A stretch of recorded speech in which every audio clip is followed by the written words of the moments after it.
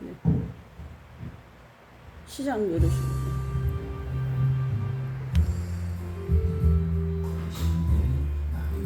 내가 대신 주 나의 모든 것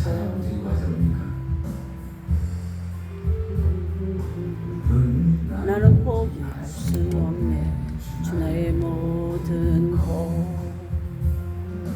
예수 어린 존귀한 이름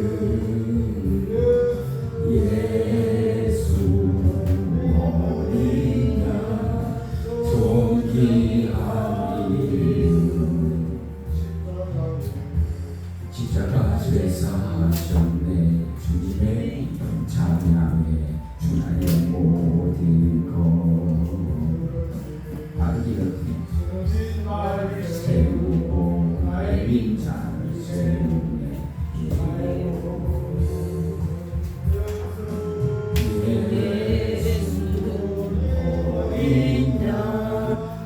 존귀한 이름 예수 어린 양 존귀한 이름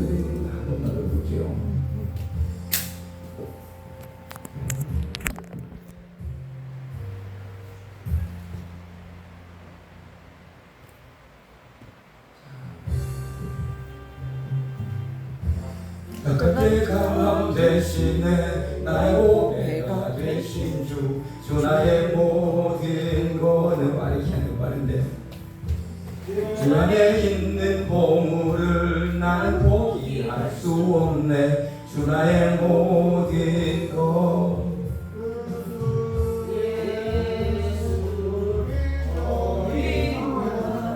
존귀한 이름 예수 어린 양 존귀한 이름 십자가 죄 사하셨네 주님의 이름 찬양해 주 나의 모든 것 쓰러진 나를 세우고 나의 빈장을 세우네 주 나의 모든 것 예수 어린 양 존귀한 이름 예수 어린 양 존귀한 이름 아멘 아멘 아멘 감사하고요 제 반주에 쉬어서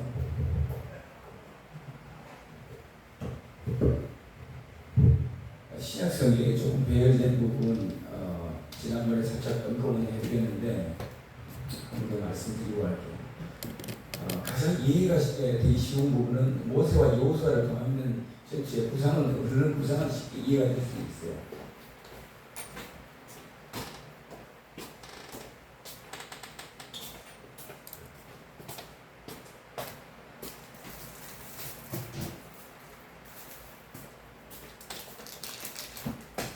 예수님이 십자가 사건으로 영적 출애굽이죠. 이어지면은 사도행전이고요. 이건 아는 얘기인데 사도행전이 이어지면 신약성경이고요. 그 다음에 이어서 요한계시록입니다.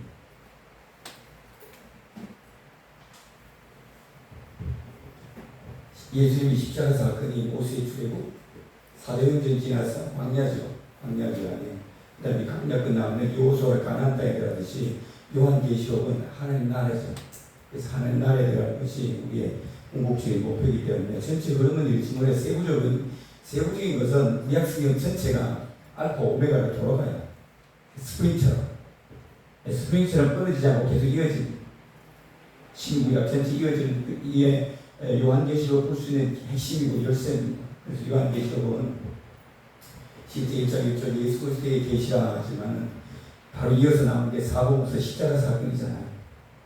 그 다음 예수 쭉 나가는 게 6월절에 이어서 전체 마지막 요한계시록 21장은 초막절이고, 그래서 이 모세로 말미암아 애굽에서 나오는 사건과 여호수아가 가나안 땅에 대한 사건을 신약 성경에 놓고 하나의 사건으로 놓고 보면 이해하기 좀 수월습니다. 그래서 십자가 사건으로 광야 지나고 마지막 요한계시록 여호수아로 6월절 날 요단강을 건너서 여리고성을 공격하는 거죠. 우리가 사람이 이 세상을 살 때 마음하고 돌아갔을 때 예배 장례식장에 가서 예배 드릴 때 가장 많이 하는 게 요단강 건넌다는 노래를 많이 하잖아요.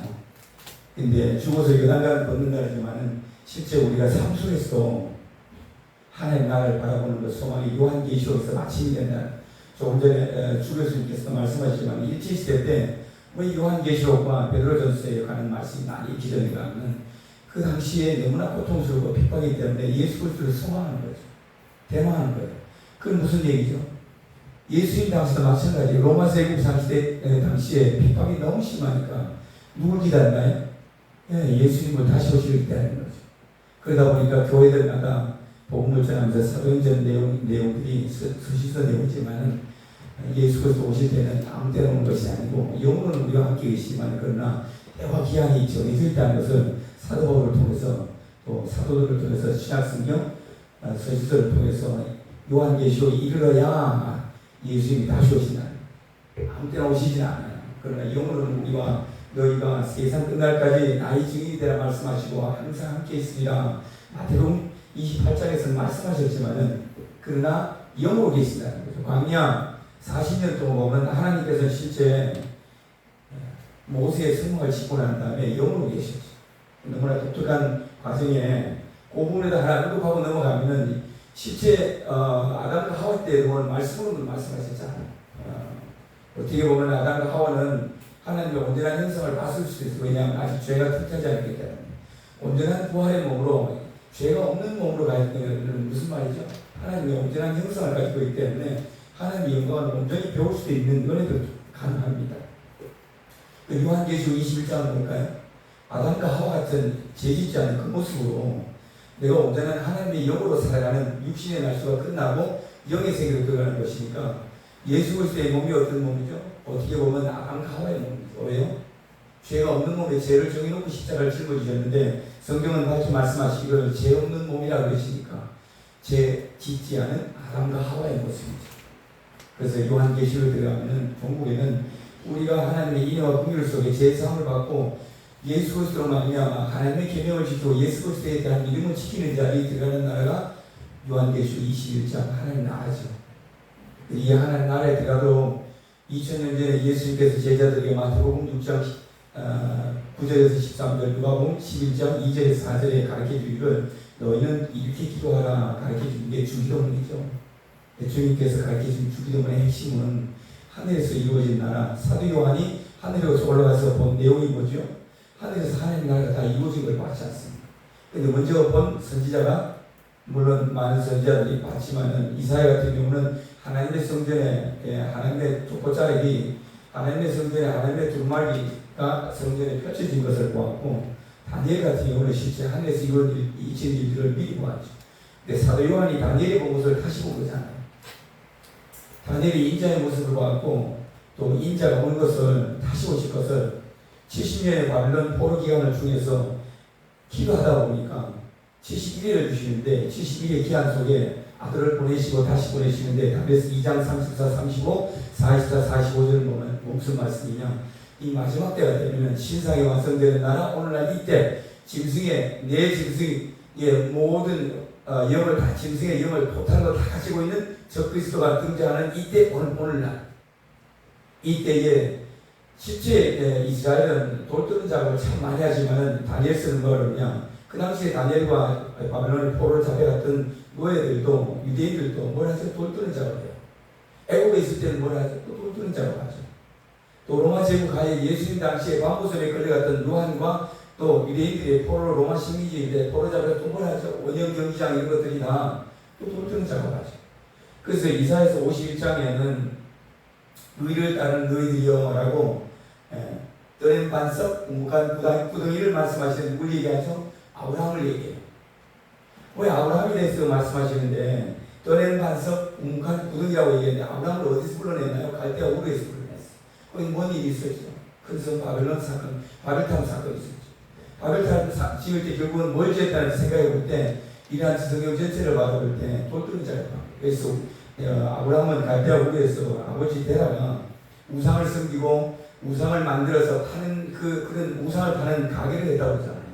그런 점포, 그런 스토어를 여자가 하나님께서 대가 돼서 하나님을 옮겨서 가나안 땅으로 이끌어 들이시는데 그러면 우리가 왜 이사야 51장에서는 떠낸 반석, 웅한 구덩이 얘기하는데 떠낸 반석, 웅한 구덩이 뭐죠? 채석장이에요. 돌도는 채석장이죠. 우리나라는 오늘날 이제 채석장이 채굴을 못하게 해서 베트남이나 중국에서 돌을 다 떠가요. 그래서 여러분들이 살고 있는 주변에 고층 빌딩들 아니면 뭐 빌라들 대리석으로 다 장성하는 대리석이 어디서 오냐고. 중국에서 오고 베트남이나 다 이태리 돌 그렇죠. 외국에서 다 돌도 가요. 우리나라에서는 채석을 못하다 보니까 여러 가지 자연파괴나 물론 이유는 있겠지만 어쨌든 우리나라에도 보면은 저희 문경석이나 또 보면 김천 쪽이나 이쪽에 보면은 화강 쪽으로 돼 있어. 우리나라에서 떠서 포천 쪽이나 떠서 여전히 쓰죠. 그다음 현무암은 어디요? 제주도. 물론 포천에도 보니까 현무암이 있어서 제가 한때 큰 25톤트로 그냥 운반해서 쓴 적이 있습니다만 이게 왜 성경에 제가 썼지 그런 걸 볼 때 아브라함과 사라에 대해서 왜 갈대아 우르에서 이끌어낼 때 갑자기 이사야서 51장에 떠낸 반석, 웅한 구덩이 그리고 아브라함과 사라를 말씀하시는데 이 한 구절에 대해서는 이해가 안 돼서 성경을 오랫동안 고민을 했죠. 그러다 보니까 그러면 아브라함이 당시에 채석장에서 돌을 떠와서 뭐라 했냐면 부처를 만들고 또 묘에 여러 가지 형상을 만들듯이 돌 우상을 만드는 거죠. 또 채석장에서 돌을 떠내서 반석을 떠내서 그게 석수와 석공이 다 좋아서 만드는데 뭘 만들어요? 우상을 만드는 거예요.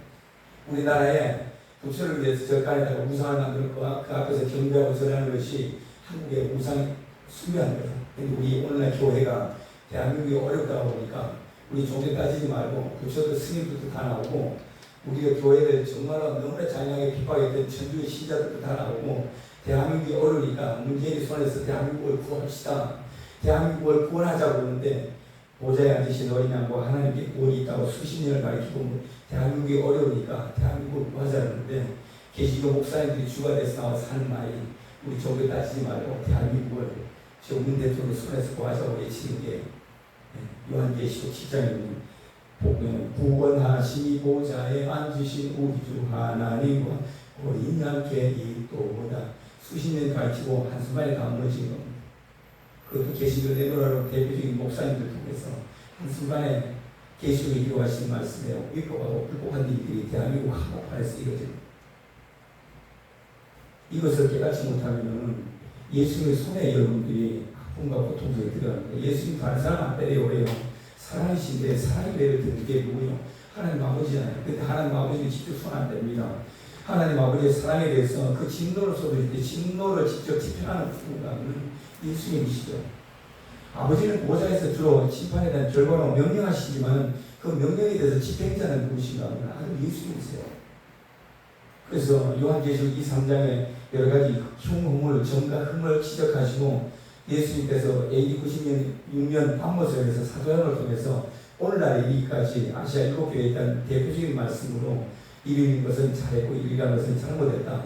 잘못한 것에서 회개하는데 그 말씀이 의지해서 우리가 회개할 필요가 오늘날 절대적으로 요구되는 시점이 와 있습니다. 그래서 그런 내용을 볼 때 제가 한 번은 또 놀라운 게 발람의 교회에 대한 말씀을 다시는 모르지만은 왜 요한계시록 신약시대에 있는 오늘날 이 시대의 요한계시록 2장에 보다모 교회에다가 14절이죠. 발람의 교회, 발람의 깨를 따르는 자가 있다. 그래서 발람의 깨와 니골라당의 깨가 같은 맥락이죠. 왜 오늘날 예수님께서 마지막 때가 되면은 너희가 반드시 발람의 교훈을 또 니골라당의 교훈을 주는 자가 있다고 하는데 니골라당의 교훈이 뭔 말이죠? 네, 발람의 꾀지 않습니까? 발람의 꾀는 어디 나와요? 민수기 25장에 나오잖아요. 그래서 모압 왕 발락이 발람을 불러다가 이스라엘을 저주하라고 했더니 축복 이래서 마지막에 발람이 예언을 남기죠. 그래서 이 발람의 예언을 모세가 또 가서 마지막 각 지파별로 1000명씩 모아서 12,000명으로 미디안을 완전히 박살내기 전에 이 모세는 발람이 입으로 예언한 것을 다 수집해서 책에 기록해 놓은 것이 민수기 25장이죠. 놀라운 거죠. 왜요? 노아에 대한 예언이 발람이 입으로 예언돼서 나와서 기록됐기에 민수기 25장이에요. 무슨 말이죠? 창세기 9장은 노아가 세 아들에 대해서 예언해 왔어요. 근데 민수기 25장은 발람이 입으로, 선지자 발람이 입으로 마지막 때 전 세계 노아의 세 아들로 말미암아 일어나는 모든 일들이 발람이 입으로 예언해 놓은 게 민수기 25장이죠. 그래서 이런 구약성에 있는 말씀이 다시 자세히 보면은 창세기 49장은 12아들에 대해서 아버지 야곱이 예언한 내용과 다시 모든 광대 40년 사역을 마치고 12지파에 대해서 모세가 신명기 33장에 장래 예언을 하는 말씀이 전부 다 연결되지 않습니다. 다 연결돼요. 이게 마지막으로 모든 게 성취되는 게 어디냐? 요한계시록입니다. 그래서 요한복음서에는 구원에 관한 십자가 사건으로 가장 핵심되게 죄에서 구원해내시는 구원사역이 십자가로 말미암아 이스라엘 땅에 나타나는 마지막 심판에 관한 사항은 그 선배민족이 급동이 와 있으니까 신성한 별, 원래 요셉에 입은 별의 나라는 초림에는 이스라엘이지만 신성한 별의 나라. 그러나 다시 마지막 때 신성한 별의 나라를 가리킬 때 선배민족은 어디냐? 여러분들이 속해 있는 대한민국 교회라는 것에 제가 어느 날 충격을 많이 받았고 많은 감동을 입고 그것을 전하려고 제가 많은 노력을 합니다. 하지만 부족하기 때문에 이해해 주시길 바라요. 그래서 이 성경이 십자가에 대해서 사복음서가 어쨌든 예수님이 십자가 지기를 위한 내용이지만 전체 내용을 보면 결국 그거잖아요. 죄에서 구원해주는 십자가 죽으시는. 이것은 요한계시록 11장 8절에 가면 예수님이 죽으신 것에 대해서 영적으로 하면은 소돔이라고 하고 애굽이라고 하고 그 속에서 십자가에서 죽으신 곳이라. 그렇게 볼 때 예수님께서 죽은 당시에는 영적으로 유다와 예루살렘은 소돔과 애굽이죠. 그래서 영적으로 애굽 상태인 그 상태, 대제사장들이 말씀을 가지고 있지만은 결국 메시아를 못 알아보고 죽이잖아요. 그래서 이 유다와 예루살렘, 예수님 당시에 유다와 예루살렘에 대해서 영적으로 애굽이라고 표현합니다. 그래서 애굽에서 예수님께서 모세가 이끌어낸 것처럼 예수님께서 십자가를 지고 죄악 세상 애굽에서 이끌어낸 것처럼 죄악 세상에서 예수님께서 이끌어내신 거죠.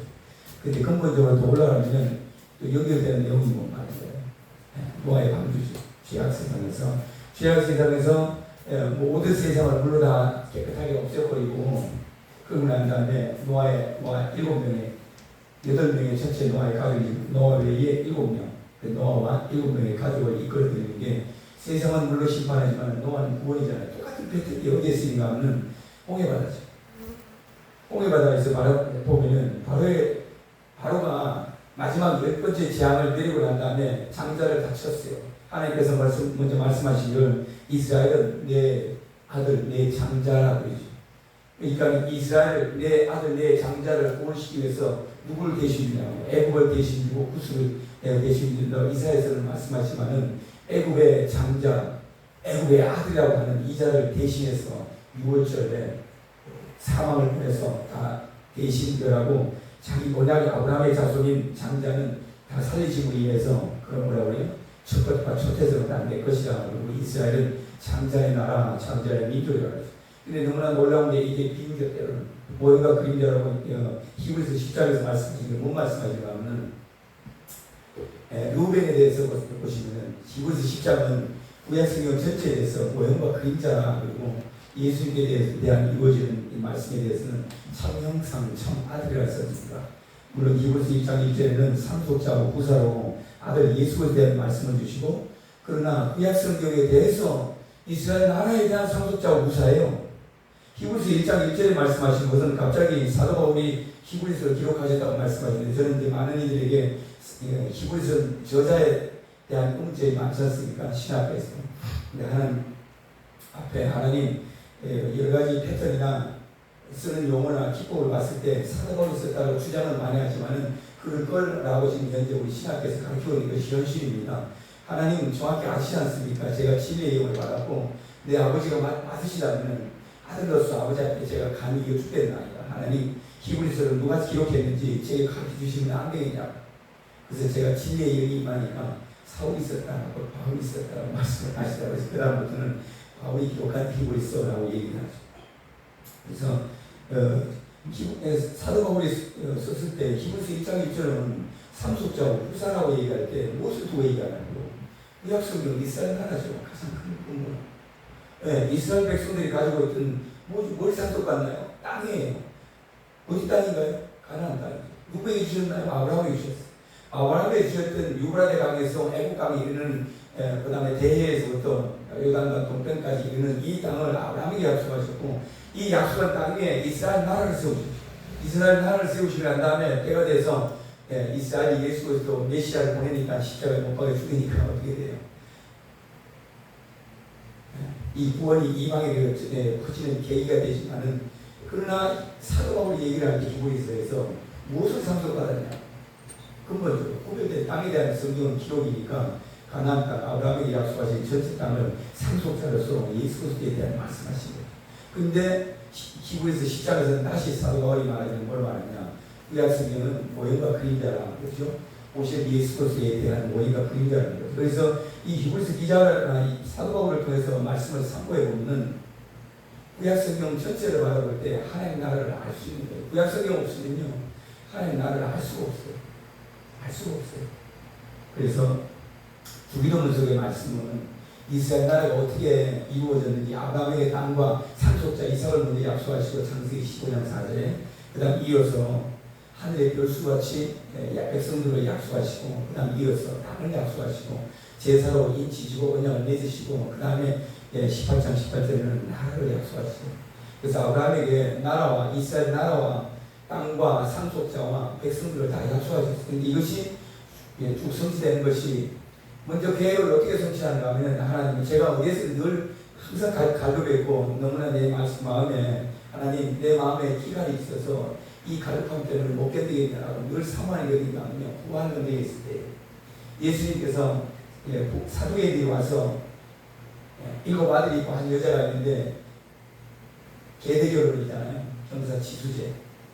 그래서 맏아들에게 장가 들었는데 죽고, 말째 아들 7번째 아들에게 또 다시 장가 들었는데 죽었는데, 마지막에 그러면은 과연 이 여자가 아내가 하나인데 남편이 7이고 누구의 아내가 됩니까? 라고 예수님께서 너희가 성경을 오해하였도다.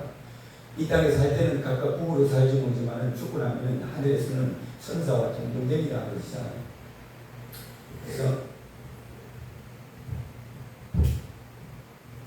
제가 그 이스라엘 나라에 대한 이 전체 이 구상이 주기도문 속에 예수님의 말씀하신 바와 의도라는 걸 알고, 구약 성경을 보면 하나님 나라를 절대 할 수 없겠구나라는 것을 나라와 나라의 비밀로서 나라를, 아담과 하와에 관한 비밀로 두어서는 나라에 대한 근본도 없죠. 다만 물로 심판하시다는 말씀이 있는데, 너무나 내가 놀라운 게 노아의 방주에 이 고대로 이 사건이 그대로 홍해바다를 건너는 사건이 그대로 이어져요. 그래서 아까 말씀드렸지만은 지문들이 이게 장자를 치는 이 10번째 재앙을 내리시고 난 다음에 바로는 노아죠. 근데 바로 노아 주기 전에 처음에 10가지 재앙을 내리기 전에 하나님께서 뭐라고 말씀하시냐면은 바로에게 가서 광야의 사흘 길을 가서 히브리인들이 하나님께 제사를 드리게 하라 했죠. 이게 낯자가 다 의미가 있어요. 의미가. 사흘 동안 가서 하나님께 제사 드리라 얘기죠. 그리고 난 다음에 이 말씀에 의하면은 실제 광야 사흘에 가서 제사 지내기 벅차죠. 근데 그 다음에 6일째 되는 날 어디 가면은 비하이롯이라고 해변가에 홍해바다 해변가에 장막을 치죠. 그리고 치고 난 다음에 바로가 몇 명을 이끌고 돌아가면 3일 동안 보내고 난 다음에 바로가 다시 하나님께서 마음을 강팍하게 하시니까 바로 쫓아오는데 600승 병거죠. 바로가 600승 병거를 이끌고 쫓아오죠. 근데 모세의 손에 지팡이를 해서 홍해바다가 갈라질 때 모세의 명령에 의해서 바다가 갈라져요. 예수님이 보면은 바다 위에 물결이 흉흉하고 바람이 거세게 불 때에 예수님께서 바람과 파도를 흔들리심에 잠잠했던 이 내용이 모세의 홍해바다 지팡이로 갈리는 사건과 같이 연결되잖아요. 그래서 하나님 모든 피조물들이 하나님의 말씀에 순종합니다. 모세의 지팡이, 모세의 말씀을 주시고 말씀에 의지해서 홍해바다를 끄셨을 때 물이 좌우에 섰습니다. 왜요? 모든 피조물들이 만왕의 왕이신 여호와께서 모세와 함께 홍해 바닷길을 주의 백성들과 지나갈 때 왕이 지나가시고 바닷물이 좌우에서 시위하고 뚝조하나이다. 예, 그 광경이, 이 광경이 어디서 이루어지나요? 이사야 40장에서 이루어지죠. 예, 가장 전설적인 여왕 세미라미스가 한번 지나갈 때는 바벨론 시대에 모든 대로를 미리 다 수출하더라고요. 이 여왕이 지나가기 전에 미리 왕의 대로, 왕이 지나가는 길을 광야에서 외쳐서 여왕이 오시다 라고 외치면은 대로를 전부 수출하고 광야에서 외칠 때 왕의 대로를 준비한다는 게 이사야 40장의 말씀. 근데 이 당시에 있었던 사건들을 이어서 실제 누가 오신다고요? 만왕의 왕이신 예수 그리스도 오시는 길을 세례 요한이 광야에서 외치는 거고 왕의 대로를 수축하라 라는 말씀이 예수 그리스도 오시는 길을 세례 요한을 외치는 그 말씀으로 연결되잖아요. 그래서 이 전체 말씀을 연결지고 아까 다시 홍해 바다를 넘어가면은 그래서 노아 때에 물로 심판하고 방주에서 이끌어들인 것처럼 노아 600세잖아. 제가 아까 요하라고 얘기할 때 이 숫자들을 기억해야 돼요. 600이라는 하나님의 말씀이지 않습니까? 600이라는 숫자는 하나님의 말씀인데 왜 기억을 안 하시냐고요. 그 말씀을 여러분들 빼면 어떻게 하시냐고. 제하지 마시오. 600이라는 숫자는 여러분들 꼭 기억을 해줘야 돼요. 그래서 성경에 그 다음 이어지는 걸 알 수가 있죠. 그럼 요한계시록에 4장 3절 5절을 보면 뭐죠? 보좌가 보석으로 된 보좌 위에 그 다음에 무지개가 들렸지 않습니까? 무지개 얘기하면 노아고 노아 얘기하면 600세에 2월 17일 날 홍수가 났고 601세에 2월 27일 날 홍수가 끝났어. 너무나 큰 사건이잖아요. 위대한 사건이에요. 우리 이 날짜를 내가 기억을 하면은 하나님 그냥 믿습니다 그렇게 하는 거죠. 그래. 일반 내가 양들이나 성도들이나 회중설에서 믿습니다는 내가 이해할게. 근데 목사와 교수와 선생과 복음전하는 자와 전도자는 다르다. 왜? 내 말을 가르치기 위해서 모세에게 시계명을 주고 내가 내 백성들을 가르치기 위해서 주의 신을 그 모세 입에 두지 않느냐. 너희는 모세의 삶을 따라서 광야에서 이끈 것처럼 교회에서 광야에서 이끄는 너희들은 영적 지도자라고 했어. 목사들아 너희들은 영적 지도자라고 너희 스스로 얘기하지 않느냐. 그러면 이와 같이 숫자에 대한 것이나 하나님께서 하신 역사적 사건들에 대한 숫자는 말씀이기 때문에 기록을 해드려야죠. 그러면 내가 가르치는 교수 입장에서 그럼 수학 같은 경우 봅시다. 내가 600이라는 숫자를 기억을 하면 수학과 선생 못해요. 산수 선생도 못되죠. 이건 수학과 산수 수준밖에 안 돼요. 내가 수학과 선생이 600이라는 숫자를 성경을 읽다가 기억을 못하는 그 수학 선생이 자신 있나 모르겠어.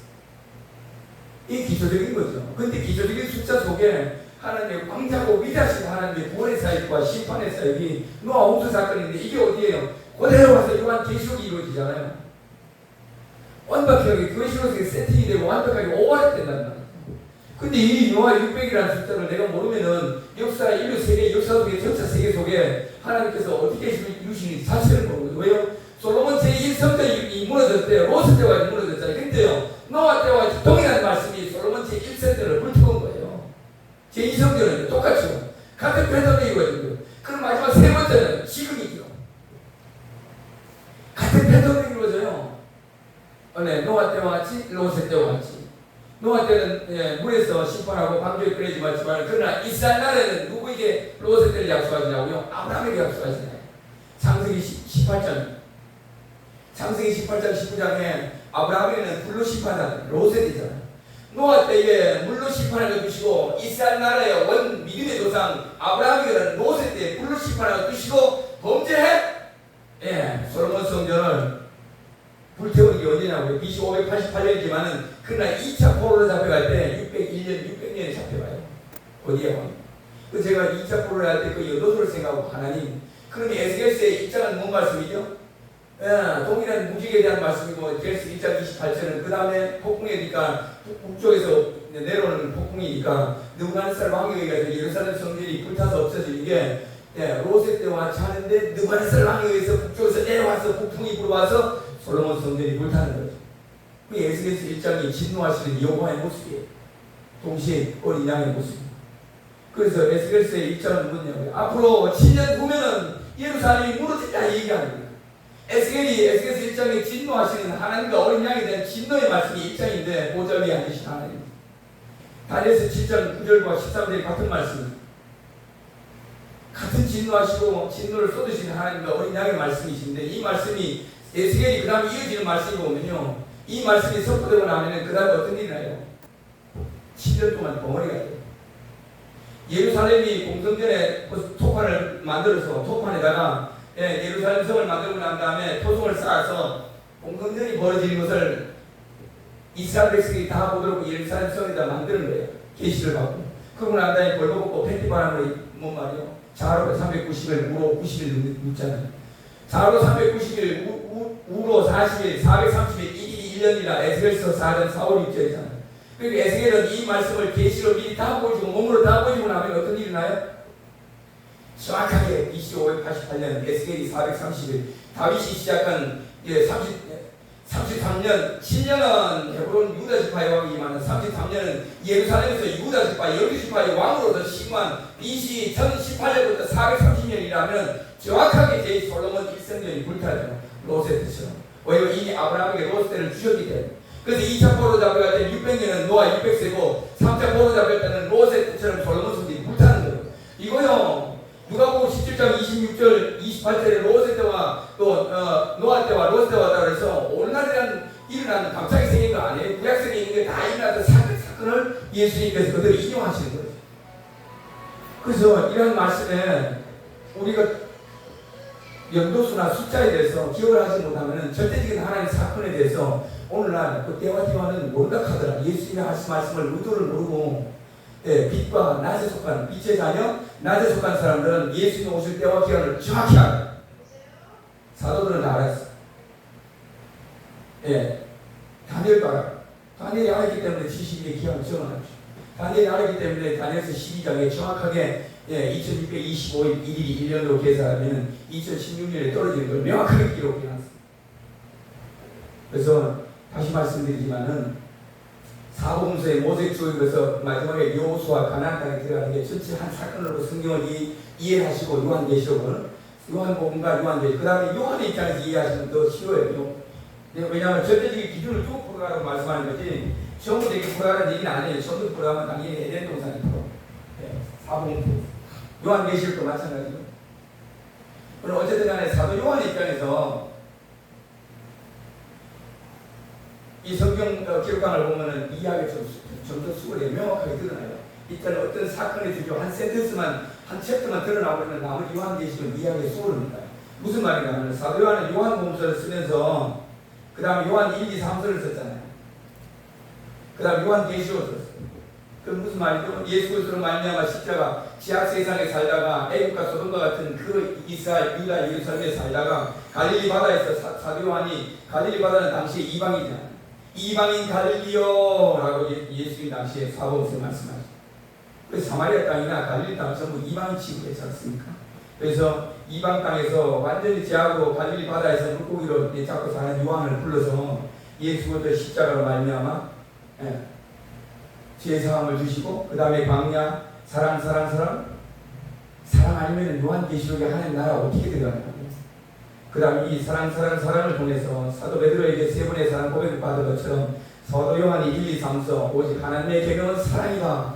여호와를 사랑하고 하나님의 계명을 지키는 자. 이 여호와 하나님의 10계명이 곧 예수 그리스도로 말미암아 첫째, 둘째 계명으로 바뀌면서 사랑을 하시잖아요. 예수님은 사랑, 여호와를 사랑하고 하나님의 계명을 지키는 자에게 언약을 지키시니요. 다니엘서 1장 5절이고 네헤미야서 1장 5절이고 그렇죠. 기도가 똑같아요.